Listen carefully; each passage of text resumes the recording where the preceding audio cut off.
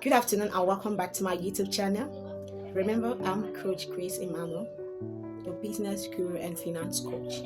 Today, I'm going to show you 3 things you need to do to stop losing money as a business owner.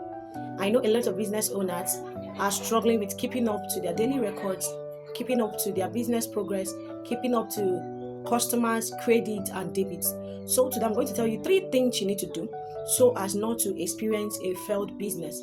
Number one is this: track your sales.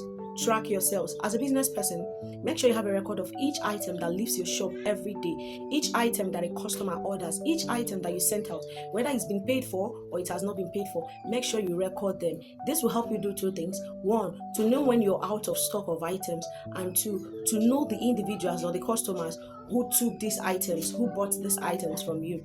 The second thing you need to do as a business owner to minimize loss in your business is checking on your customers. Check on your customers. Sometimes we don't know that when you refuse to remind customers that you still have goods in stock, they might even forget that they are getting these things from you. So what should you do? Remind them often, check up on them, know if the previous items have been sold out, when they'll be needing their next order, and this will help you to always sell off your stocks when you restock and avoid those goods damaging in your offices or in your warehouse. The third, which is the very important one, is not tampering with your business money. Sometimes business owners lose their capital over time because they do anyhow with it. If you have your business money, make sure you don't tamper with it. Have a separate account for your business, have a separate account for your personal spendings and all the rest of them, so that your capital will always be intact for your business.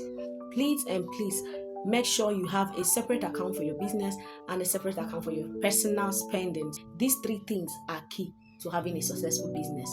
See you in my next video. Bye.